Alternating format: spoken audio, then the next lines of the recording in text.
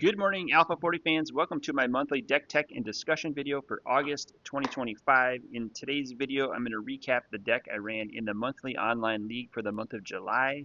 I'll let you know how the matches went, and I'll make some changes at the end of this video to improve this deck for next month. If you want to join us, we're on Facebook. I'll put the link in the description below to the online league and deck construction rules, so you can follow along the journey and build your own Alpha 40 deck if you'd like to play Alpha 40. Last month it was a red-white deck that ran Sunglasses of Urza to throw my opponents off. I ran 10 copies of the basic mountain for the red spells plus a awesome plateau dual land for red or white mana. I ran 4 copies of basic plains for my white spells, which is a total of 15 land sources, which is 37.5%. I usually run 40%, so this month I think I might go back to 16 lands. It's also a Black Vise deck that does damage to my opponent for more than 4 cards in their hand, so I'm trying to keep their hand full of cards and make them draw cards and take damage from the Black Vise. I ran 1 copy of the Iron Star as my charm. You're allowed 1 of those. You can gain life off red spells whether you or your opponent play red cards. I have 1 copy of Soul Ring for mana ramp, 1 copy of Basalt Monolith for more mana ramp because this deck needs a lot of mana for the direct damage. I'm running the Chaos Orb for the Destruction spell to use this to flip onto my opponent's permanents on their side of the table. I also have a Howling Mine, which got shifted to the moderated list. It's now restricted to 1 copy. It was a draw spell card, so now it's restricted to 1, so I can play that and make them draw cards.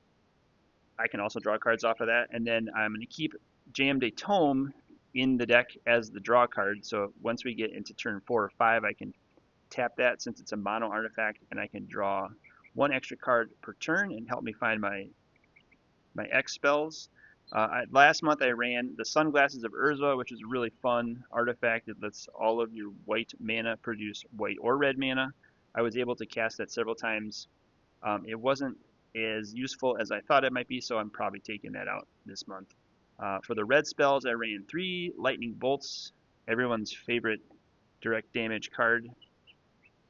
Plus I ran 3 copies of Disintegrate for creature removal and direct damage. I also ran 3 copies of Fireball, also for creature removal, for little guys like Llanowar Elves and Black Knights. It's also a finisher later in the game. I ran 1 copy of Fork to copy any sorcery or instant spell that myself or my opponent may play. I use this quite often with Lightning Bolt.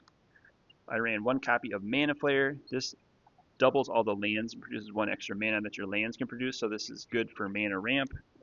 And then I ran Wheel of Fortune as my power card. This makes you and your opponent discard your hands and draw 7 new cards. Ideally, you play this when you're out of cards in your hand and you get a fresh 7. And you also want your opponent to have 7 cards in their hand at all times. They'll discard their entire hand and draw 7 new cards and still take damage to Black Vise. For the white spells, I ran 2 copies of Disenchant, which is really good against artifacts or enchantments. This card is super key. I'm probably going to increase the quantity to 3 copies next month.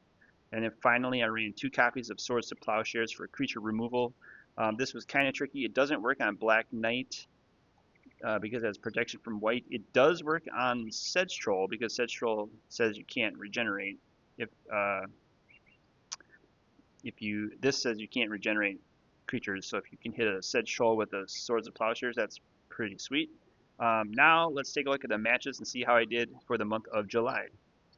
I went 1-2 for the month of July. I won 1 match. I lost 2 matches.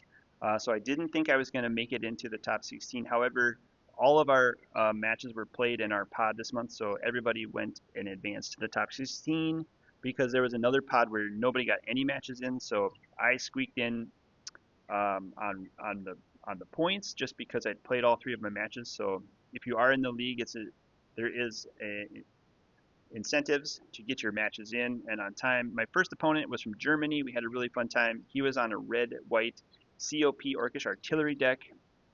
Very similar build to this deck, except he was running Circle of Protection red, which gave me some challenges when I was trying to disintegrate and fireball him. He was able to prevent the damage, so I had to go the Black Vise route in order to make him take damage off the Black Vise. If I didn't get the Wheel of Fortune, I was not as effective in the Black Vice against the red deck with the COP red. But I did have the Disenchants, which were nice to get rid of his COP reds, but I think I needed like one more Disenchant in order to make this deck effective against a COP red Orcish Artillery deck. So ultimately I lost that match 1-2. Then I moved on to my second match, who I played an awesome opponent who was on a mono blue build. I did win that match 2-1. I think his drawback was that he was running 6 copies of Control Magic, and I had 0 creatures in this entire deck. So his Control Magics were doing damage to him off of my Black Vices. He was ultimately controlling magicking his own creatures to get the Control Magics out of his hand. But I did win that match 2-1. Then in my third match, I played a friend who had played in MagicCon Las Vegas a couple years ago. I lost that match 1-2. He was on a red-black troll disco deck. That's where I found out that Swords to Plowshares can take out the Sedge Trolls. He also had Nevinural's Disc and Icy Manipulator, which Disenchant worked really nicely. But he ultimately had a bunch of Fireballs and Lightning Bolts in his deck, plus Stone Rains to take out my mountains.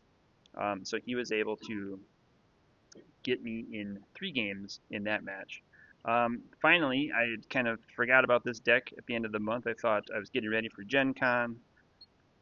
Wasn't going to make it in the top 16 because I had only won 1 match, and someone else in my pod had won 1 match but had better tiebreakers. And then I found out that another pod didn't get any games in, so I got to advance to the top 16, and I just played my top 16 match. An awesome opponent who has won the league several times, but he got me in 2 games pretty quickly. He was on a mono black deck that was just absolute gas. He had cursed lands that was placing on my lands, which I was able to disenchant sometimes. He was drain lifing me. He had black knights that I was unable to Swords to Plowshares because they had protection from white. He had pestilence that got me at the end, which I felt like I could have used 1 more disenchant to get around the pestilence. He had hippies. He had a Mox Jet that helped him get a Chaos Orb out on turn 1. I was able to play a Mana Flare, but that ultimately helped him get a Demonic Hordes out, and he was able to Pestilence for the win. So let's make some changes to this deck and try to improve it a little bit for the month of August. Alright, Sunglasses of Urza was a really fun card. I got to play it in several of my matches. It did not really give me the advantage I was thinking it would have in terms of turning my white into white or red mana. At times it felt like I probably could have just done better if I had another mountain in the deck. So I'm going to take out Sunglasses of Urza this month. I'm going to put in another basic mountain so I can cast more of the red spells more effectively. That'll give me 16 land sources plus the Soul Ring and the Basalt Monolith. That is 40% of the deck, which is what I really like.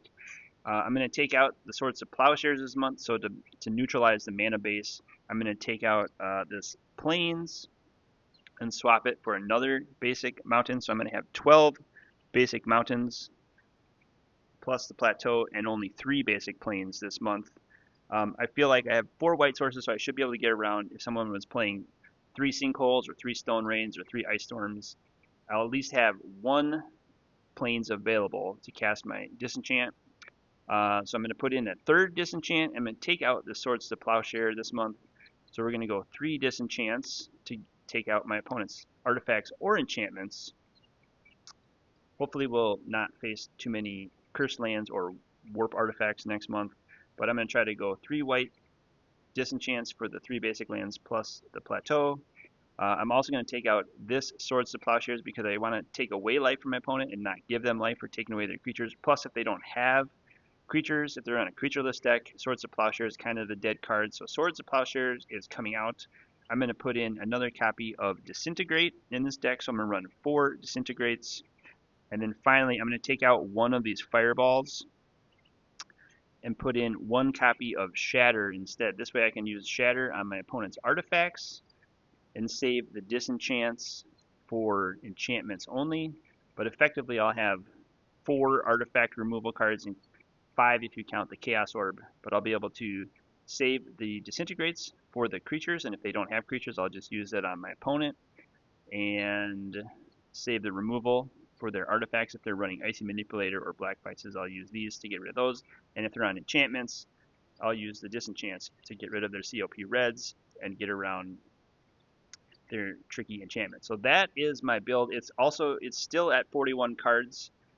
Just in case I deck myself, I want to stay at 1 card ahead of my opponent because I'm using Wheel of Fortune instead of the Time Twister, which shuffles the cards back into my library. So I'm going to try to stay ahead of the curve with 41 cards, so I definitely need 16 lands plus the 2 mana rocks. Let me know in the comments below how you think this deck will do. I'll let you know next month how it did. And I'll link the deck building rules in the description below. If you want to join us in the Alpha 40 League, check the Facebook page. And I'll see you next month with another Deck Tech. Thanks, everyone.